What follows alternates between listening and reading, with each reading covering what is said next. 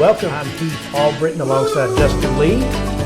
Yeah, I'm excited to be here. It's going to be good. Kind of get to know us and who we are, how we do business. We're going to talk all things mortgage. We're going to try to cover everything, Justin. So, Loans for homes. Loans for homes.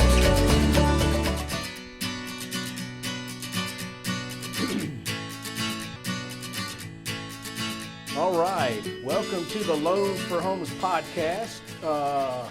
It's Friday, Justin. It is Friday. Ready for the weekend? It's actually going to be sunny tomorrow. We might not get some rain for the first time in a while. We'll see if that holds true. There's a ongoing joke that we feel like we live in Seattle. I've never seen so much rain in my life. I know. It's going to be all right. Thanks for joining us today, guys. So a little different format today. We thought we'd just kind of talk, and we're going to talk investment properties. Mm-hmm. Everybody, likes to think of investment properties and building long-term wealth. I mean, it's a great way to do that. And there's tax advantages. It's a great way to diversify your portfolio. You don't want to have everything in the stock market. You don't want to have too much in cash. So it's a great idea to diversify and get an investment property because over time, a house is always going to appreciate. Well, and you're going to have some tax deductions with that too. Correct. So Justin, you actually own rental property right now. I do. I own a few of them actually. So it helps being a W-2 employee because I can't really write off any business expenses.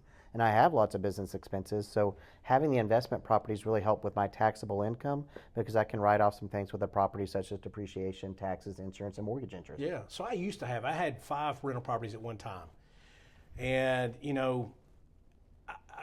catch-22, I was like, and I had a management company, but it seemed like it was always something, right? Mm-hmm. It was this going on, but at least the management company, I think a management company is well worth it because they normally take, 10 to 12%, of the rent or something like that. Yeah, anywhere from 8 to 12%. But I'd rather them get the call than me, at 2 a.m. to fix something. Correct. As busy as we are, I don't want to be changing light bulbs on a Saturday morning or every Saturday morning or taking disgruntled phone calls over minor issues. So, but it's something I've thought about getting back into because, again, I know people, Justin, that have left the corporate world. And for instance, I had a customer several years ago, and I remember when he bought his first one, then he bought his second one, and his third one. Really smart guy. He had a good W-2 job. He said, you know what, one day I'm going to be ready to leave my W-2 job. So he ended up buying 10 rental properties, put them all on a 15-year loan. And he said, I'm going to call you at the end of 15 years when I pay my last one off. And you know what he did? This was 2 years ago. He called me and said, I just made my last payment. I've got 10 properties. He goes, guess what? I'm selling my business. I say his W-2 job. He actually had a business. He owned a store. He sold that, and now he is just sitting back on the beach, I'm sure, somewhere, because he's got residual income coming in each and every month. Not only does he have the income stream, he's got the appreciation of these properties. Who knows? He's owned these things for now 15, 16, 17 years. What these things are worth. If he were to cash out today, he could and be done, right? But he's got an income stream. I would guess, let's just say it's an average of $2,500 per unit. He's got 10 units. Do the math on that. Right. That's a lot of money per month that he's got coming in. And it's stable. You kind of look at each one as their own little business. So long as it cash flows and is paying itself down, I mean, it's a great investment. Yeah. So let's talk lending here. So everybody's like, hey, how do I get a rental property, right? So you do have to have a down payment. Okay, and typically that's somewhere between 20 to 25%. You can do 20%, but there's a much better interest rate if you do that additional 5% down. So you got to have your down payment. You also have to have reserves, Justin. And reserves, guys, are if you lost your job or you lost your income stream, you're going to be able to make this payment, right? Or if a renter moves out on you, you can make this payment for up to 6 months before you get another renter in there or something. But those reserves we can use. Retirement accounts, right? 401ks, stocks, things like that. We're not going to touch it. We're just going to verify you've got it and that you've got access to it. Again, if you had to use it, that you could do that. But here's the beauty of it, guys. You say, man, I just don't know if I can qualify. I don't have the income for it. Here's the beauty of buying investment properties, that we use the projected rental income from that property to help offset that payment. So what we do, guys, if there's not a lease agreement already in place when you buy it, when the appraiser goes out, we have him do a rent schedule. So he's going around looking for comps in the area, rental comps, to say, hey, here's the fair market rent for this property, right? So let's say your payment is $2,000 a month, but yet the fair market rent is $2,500. Guess what? That just completely covered that payment. It's like it doesn't even exist when you're on the one you're buying.